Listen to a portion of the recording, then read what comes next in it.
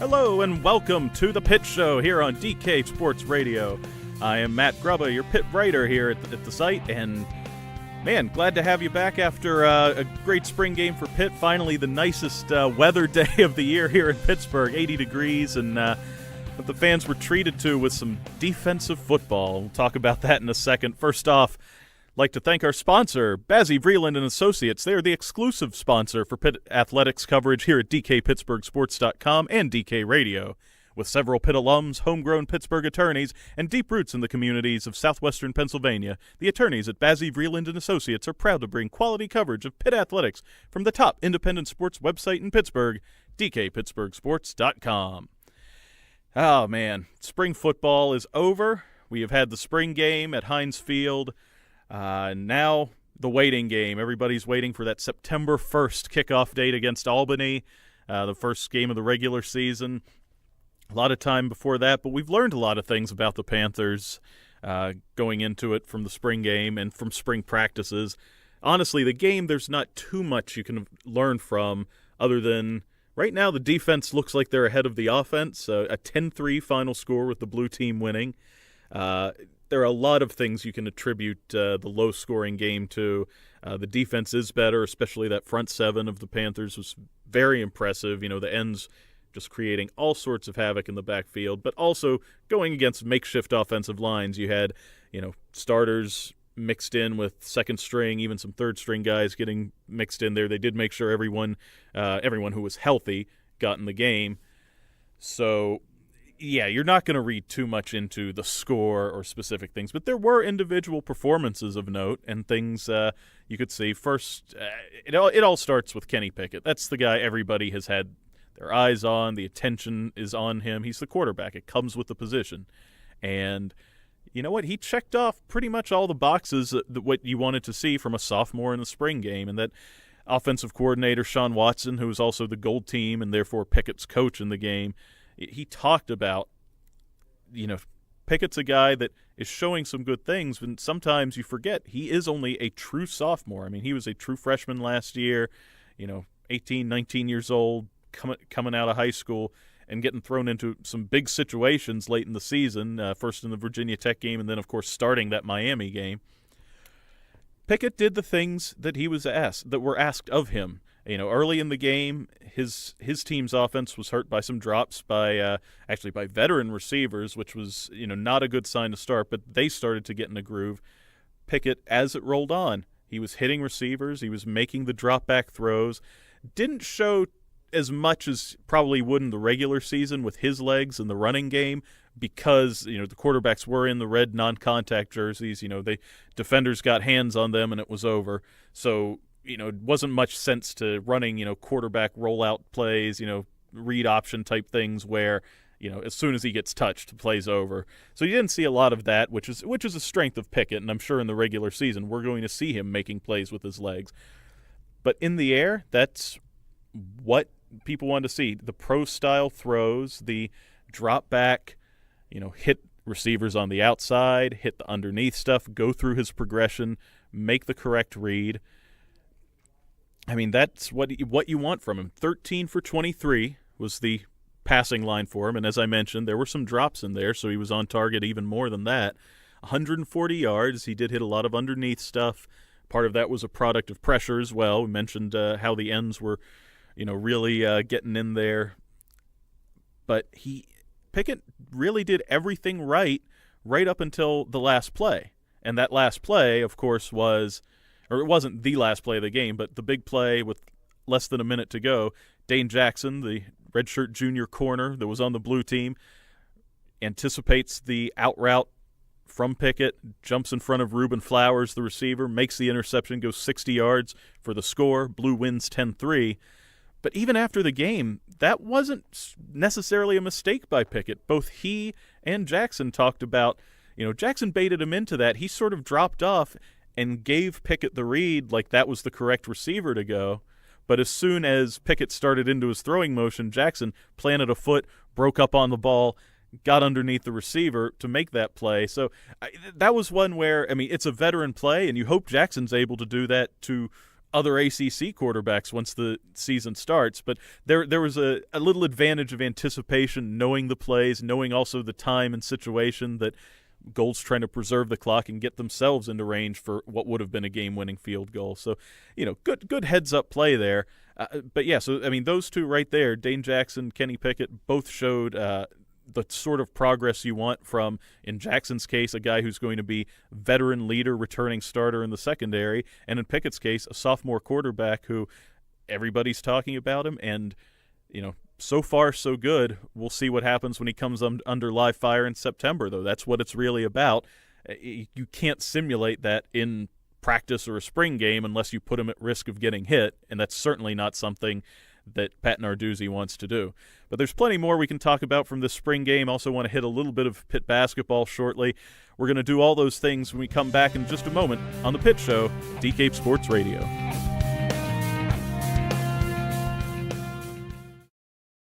Injured in an accident? Need assistance in preserving your business's interests? Let the attorneys at Bassey, Vreeland & Associates protect your legal rights. For over 65 years, Bassey, Vreeland & Associates has been representing the citizens and businesses of southwestern Pennsylvania. With offices strategically located in Washington and Charleroi, Bassey, Vreeland & Associates can deliver results for you throughout the Pittsburgh area. Visit www.bmvlaw.com or call 724-228-7000 to see how Bassey, Vreeland & Associates can meet your legal needs. Bassey, Vreeland & Associates.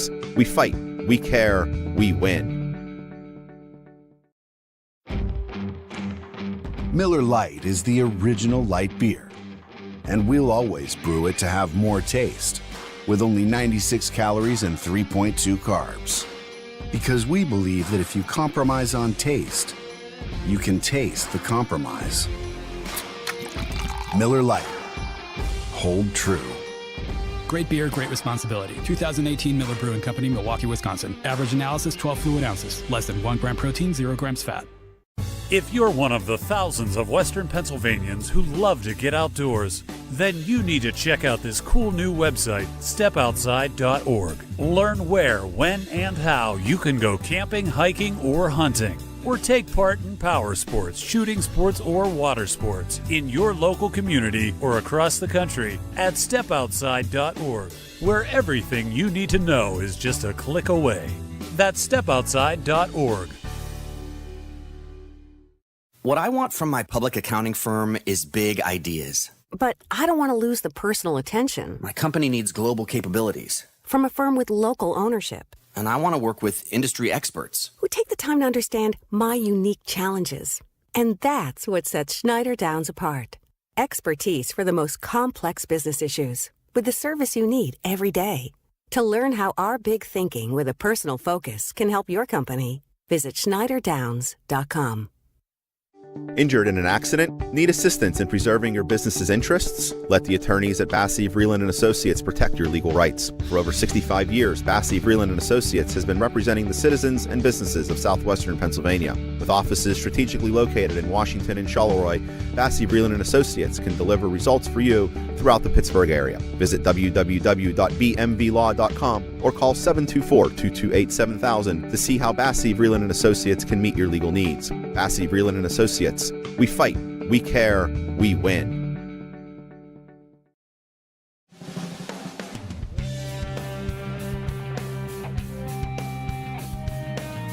Welcome back to The Pitt Show. I'm Matt Grubba here on DK Pittsburgh Sports Radio. The Pitt Show brought to you by Bassey, Vreeland & Associates. And we're still talking spring football. It wrapped up on Saturday, so it's our last real chance to talk about it until camp comes back in 2-a-days in August. So talked in the first segment about Kenny Pickett and his solid performance, apart from a great play made by Dane Jackson in the secondary. Let's talk a little bit more about that defense, though, especially the guys up front, the linemen, the defensive ends. This is an area where Pitt has not been particularly potent in the recent past. Of course, Aaron Donald, you go 4 years ago, was probably their last truly dominant defensive line player. And when you think of ends, like I'm struggling. I'm probably forgetting somebody along the way here. But when I go back to some good years for Claude Harriott back in 2004, around then. I'm trying to think the last time they had an end that really piled up the sack total. And that's what they want from this defense. They want attacking guys. They don't want the linemen to be guys who just fill up holes. They don't want their tackles to plug. All right, you plug the A gap, and plug up the C gap. Free up the linebackers. They want all 7 guys in that front to make plays in the run game on their own. And the ends. That's what they showed. You have Dwayne Hendricks and Rashad Weaver are right now the projected starters. Hendricks is a guy that was solid last year, but he's had some health issues, had trouble staying on the field. Rashad Weaver is a sophomore who has really been impressive. Redshirt sophomore, been really impressive, so much so to his teammates that he was the first non-quarterback pick in the draft for this game. And part of that is strategic because Hendricks was on the other team, on the gold team, so Blue wanted to make sure that they had a big-time playmaker at end as well. But what Weaver has shown in spring, he had 1.5 sacks in the spring game, and sacks again. We spoke in the first segment. That means you just got 2-hand touch on the quarterback. That's not quite as challenging as a sack in an actual game. But the play that impressed me most from Weaver was he read. It was, I forget the exact formation, but you had Maurice French was the receiver going in motion in that jet sweep motion, and Weaver just read the play perfectly. The handoff went to French, and Weaver just blew the play up in the backfield. It went for a loss of 4 or 5 yards. It was, just a great anticipation play. He knew he would be unblocked and just got into the backfield. And those are the sorts of plays in the run game that, defensive line coach Charlie Partridge, defensive coordinator Randy Bates, they want to see their guys, anticipating the play, reading the formations, using what they've learned and going to make those plays. And if they can do that, it makes things easier on the back end for the secondary. It makes, they have to cover a shorter period of time. They're able to break on the ball and create interceptions. So if they're able to reproduce that sort of performance come the regular season, starting with Albany on September 1st, but then, of course, it jumps right into Penn State the next week. So those are the sorts of plays that if the line can make those, it's going to help the linebackers. It's going to help the defensive backs. It just works all the way through. Just a couple of other quick hits I want to get to from the spring game. So didn't see much running out of Darren Hall, who's I guess you would call him the starter right now with Quadriolison injured. He was on the blue team. Their line really struggled. Only gained, I think, 3 yards on the day. But A.J. Davis, who was the gold running back, young guy, he showed some pretty slippery moves there. And, Pat Narduzzi took the time to comment after the game about it, that he really showed something out there. And Narduzzi went so far as to say, going into fall, he looks like a guy who's, earned himself some more playing time. The other young running back, Todd Sibley, that they're waiting, he was unfortunately stuck behind Hall on the blue team that couldn't run anyway, so he only got 1 carry because they were going 3 and out every time. So just sort of unfortunate, one of the side effects of the draft format, the way they set it up. He was sort of a loser, not by his own doing, just by the situations in the game. We also saw some nice things. I mentioned Reuben Flowers, who that last pass that was intercepted by Dane Jackson, he was the intended receiver on that. He finished with a game-high 5 receptions. He's another young guy that while their receivers injured, Trey Tipton, Rafael Arujo Lopez, both sat out the game injured. With those injuries there, hopefully all of those guys will be healthy by fall, of course, but they're developing depth at the receiver spot. Michael Smith's another guy that was hyped up before. He was on the blue team where, again, the offense struggled, but his one big play hauled in a 46-yard reception from Ricky Town, the backup quarterback, that looked like the kind of outside deep threat play that Pitt wants from those big young receivers. Smith is one of the taller, wider-bodied receivers on the team. That's something that they've also been missing a little bit of, or they had Jester Weah. They need to find somebody who will fill that role. So those are just great things from the spring game. It was a good time for the players, and everybody came out healthy. That is, can't say how important that is going into fall, there's a lot to look forward to. Just a few other quick sights and sounds from the game. Great reception from the Pitt crowd for both Johnny Majors, the coach of the 76 championship team. They interviewed him on the sideline, and I don't think they should have given him a longer timeout. They did not anticipate that Coach Majors was going to get out there. He was going to talk. He was going to sing the whole fight song in a sped-up version. He knew how to play to the camera. Walt Harris also down there. Even Walt, who's never he was always a little camera shy in his time leading the Pitt program.